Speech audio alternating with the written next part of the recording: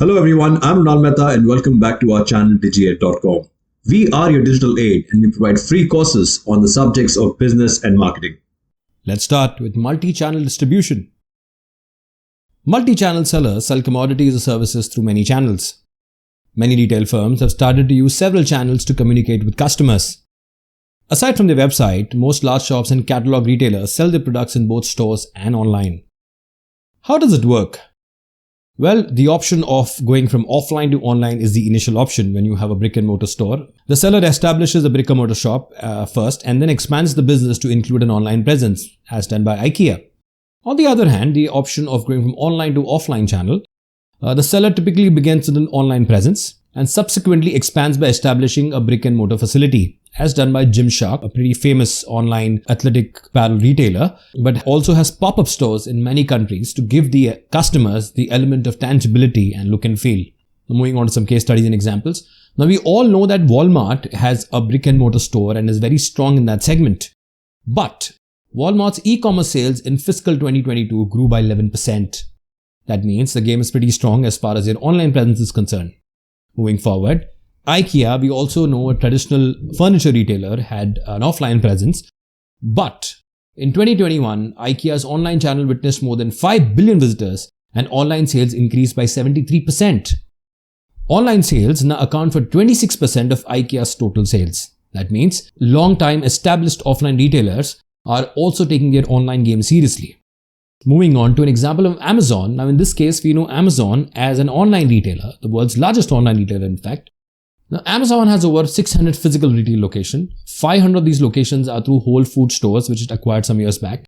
And the remaining stores include pop-ups, convenience stores, bookstores, grocery stores, and general merchandise stores. In 2021, net sales from Amazon physical stores amounted to over $17 billion.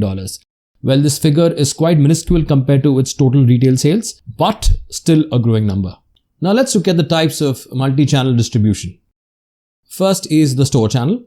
Customers may find what they're looking for faster and more efficiently when shopping in an actual store, as opposed to purchasing through non-store channels like catalog or the internet. One of the most significant advantages of a shop channel, as I mentioned earlier, is tangibility. Next is the internet channel that we all know of. The term internet retailing refers to the sale of goods and services via the internet. It is also known as internet retailing, electronic selling, and e-tailing. Then comes the catalog channel, which was dominated by IKEA for so many years. This entailing selling products via hardbound catalog or online catalog, for instance, IKEA. Next is direct selling.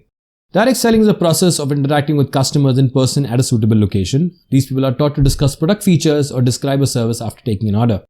Next, television home shopping. A channel in which products are exhibited on television and customers' orders are taken via phone, internet or TV remote is known as teleshopping. And finally, the gamut of automated selling or automated vending machines.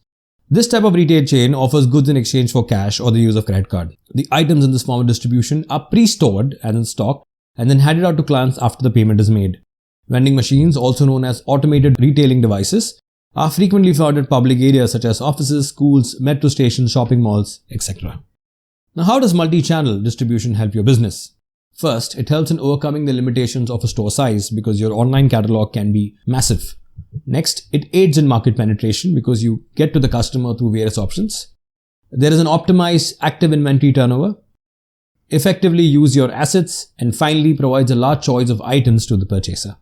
So that's it, folks. This brings an end to the topic on multi-channel distribution. These are the list of sources and links referred to for our content in the video. Thank you and stay tuned for more videos.